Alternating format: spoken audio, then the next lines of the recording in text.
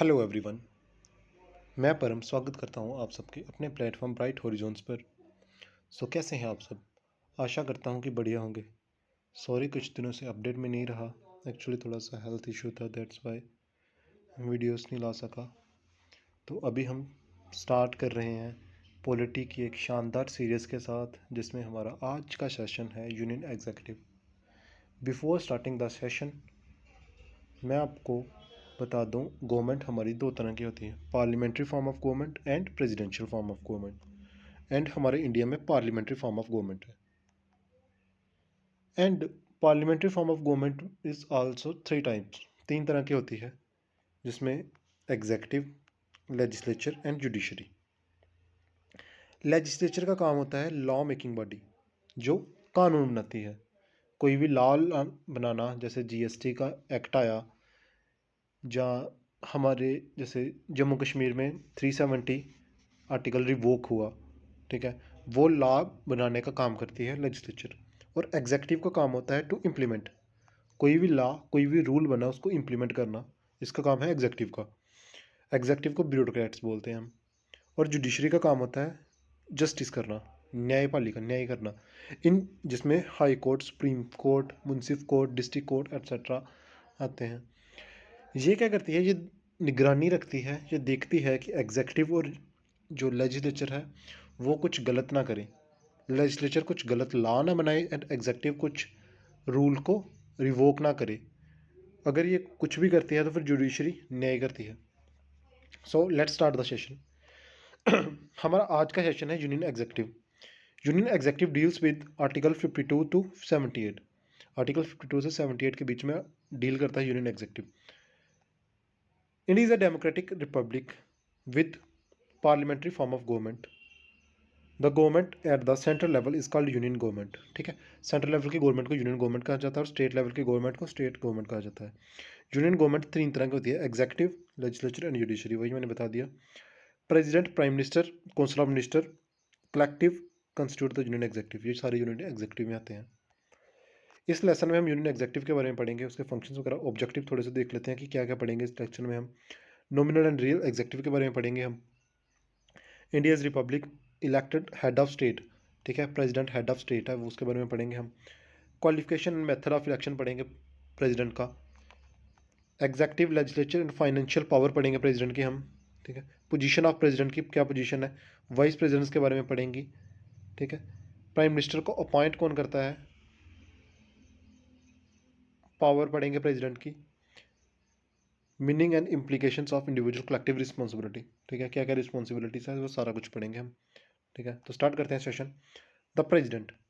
President, article 52 deals with the president of India. President को हम head of state कहा जाता है, इंडिया का हेड ऑफ स्टेट है। इनडायरेक्टली इलेक्टेड किया जाता है इसको, डायरेक्टली हम लोगों द्वारा इलेक्ट नहीं करते इसको, वोटिंग हम लोग आपस में वोट नहीं कर सकते। इसको वोट कौन करता है वो हम आगे बढ़ते हैं, ठीक है। पॉलिटिकल क्वालिफिकेशन, सॉरी, ठीक है। क्वालिफिकेशन क्या है? Should be citizen of India होना चाहिए। दूसरी, one of the most qualification है, एज 35 ईयर होनी चाहिए, 35 साल से ज़्यादा होनी चाहिए, कम वाले नहीं इलेक्ट हो सकते। Should be qualified as the elected member of Lok Sabha, Lok Sabha का मेंबर होना चाहिए, यानी कि एमपी होना चाहिए ये लोकसभा का, तभी इलेक्ट कर हो सकते हैं। Should not hold any office of profit, मतलब ऑफिस ऑफ प्रॉफिट होल्ड नहीं किया होना चाहिए, ठीक है। अब ये मेन बात। अब आप बोलोगे कि सर ऑफिस ऑफ प्रॉफिट क्या है? ऑफिस ऑफ प्रॉफिट जैसे, however office of profit, president, vice president, governor और minister of union state is not considered office of profit, ठीक है। किसी ये ऑफिस ऑफ प्रॉफिट में नहीं आते। इसके अलावा कोई भी और पोजीशन, जैसे कोई गवर्नमेंट की जॉब, इन अदर वर्ड्स अगर मैं बोलूँ, गवर्नमेंट के किसी भी सोर्स से उस पर्सन को जो प्रेसिडेंट के इलेक्ट होने जा रहा है उसको फंड्स नहीं आ रहे होने चाहिए। मतलब ना तो उसकी कोई गवर्नमेंट जॉब होनी चाहिए, ना किसी स्कीम से उसको गवर्नमेंट के थ्रू पैसा आना चाहिए उसे। President cannot at the same time member of parliament or the state legislature। President MP और एमएलए सेम टाइम पर नहीं हो सकता। अगर स्टेट लेजिस्लेचर इलेक्टेड एज, अगर कोई MLA selected as deem to be, ठीक है, अगर कोई एमएलए प्रेसिडेंट के लिए इलेक्टेड होता है तो उसकी जो एमएलए की सीट है वो वेकेंट हो जाएगी, वो जगह खाली हो जाएगी, वहाँ भी कुछ और इलेक्शन होंगे। इलेक्शन प्रोसीजर क्या होता है? इलेक्टोरल कॉलेज होता है, both house of parliament, Lok Sabha और राज्यसभा के मेंबर्स वोटिंग करते हैं, और एंड स्टेट लेजिस्लेटिव असेंबली मतलब एमएलए वोटिंग की जाती है, एमएलए की वोटिंग की जाती है। Legislative council not, legislative council voting नहीं करते हैं। अब किसी किसी स्टेट में विधानसभा होती है और किसी किसी स्टेट में विधान परिषद होती है। विधानसभा और विधान परिषद, विधानसभा होते हैं एमएलए और विधान परिषद होती है MLC, member of legislative councils. ठीक है, वो वोटिंग नहीं करते हैं। एंड और कौन कौन वोटिंग नहीं करता? The election is held by the means of single transferable vote. ठीक है, the voting is done by the secret ballot, secret ballot में होती है, एक बैलेट पेपर दिया जाता है जिसमें जो वोटिंग होती है।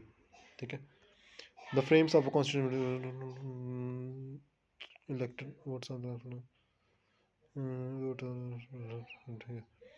द वैल्यू ऑफ वोट, वहाँ जो फार्मूला है जिससे वोट को काउंट किया जाता है। टोटल पॉपुलेशन कितनी है स्टेट की, number of elected members of the state legislative assembly के कितने मेंबर हैं, उस स्टेट के एमएलए कितने हैं। ठीक है, डिवाइडेड बाई 1000। हमें फार्मूला लर्न करने की ज़रूरत नहीं है, हम कोई मैथमेटिकल के लिए नहीं पढ़ रहे हैं, हम कंपटीटिव एग्जाम्स के लिए पढ़ रहे हैं। So leave this one. ठीक है, इसको भी ख़त्म करो।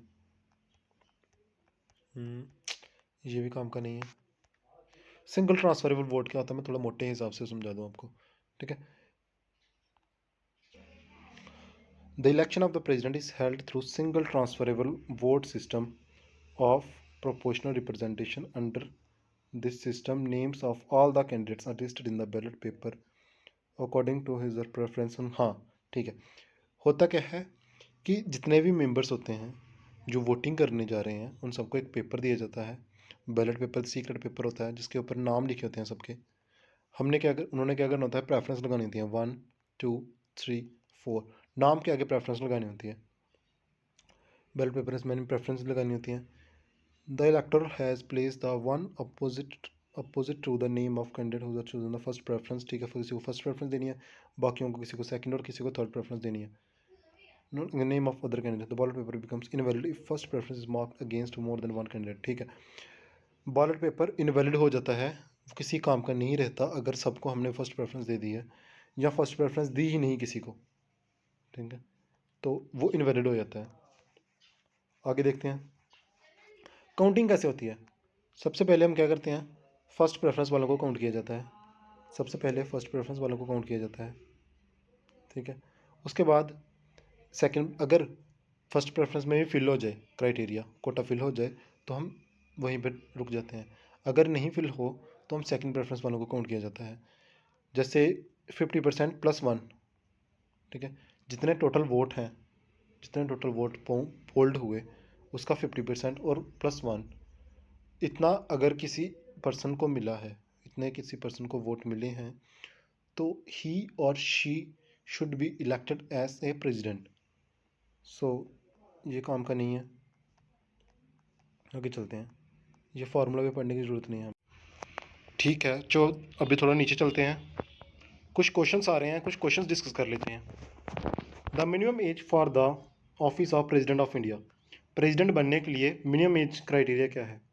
35 ईयर्स, जैसे कि हमने अभी जस्ट ऊपर पढ़ा। सॉरी,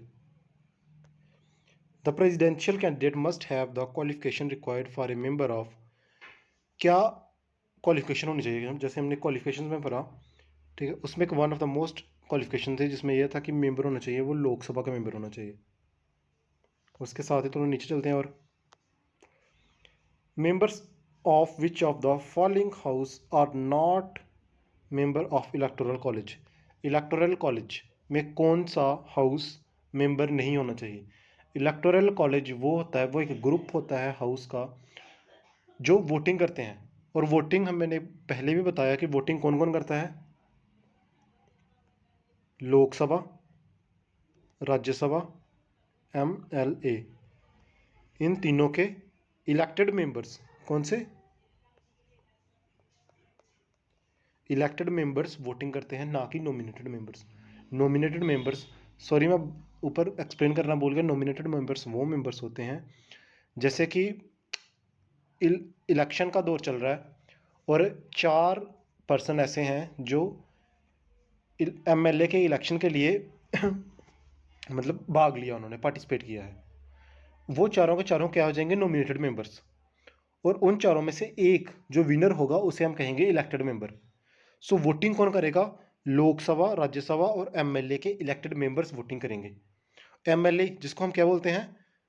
विधानसभा। और विधान परिषद बोलते हैं हम एमएलसी को। किसको? एमएलसी को। सो यहां से करेक्ट आंसर क्या होगा? Not member. नॉट में नॉट में क्या होगा? विधान परिषद। ये क्या होता है मेरा? MLC, sorry. ठीक है, तो इसके साथ नेक्स्ट, हाँ नेक्स्ट आ गया president tenure and removal. President का टेन्योर और रिमूवल, ठीक है, ये हम नेक्स्ट लेक्चर में पढ़ेंगे। तो आई होप वीडियो लंबी हो जाएगी थोड़ी सी, ठीक है। ये हम नेक्स्ट लेक्चर में कवर कर देंगे और टॉपिक कंप्लीट कर देंगे। Thank you and take care everyone.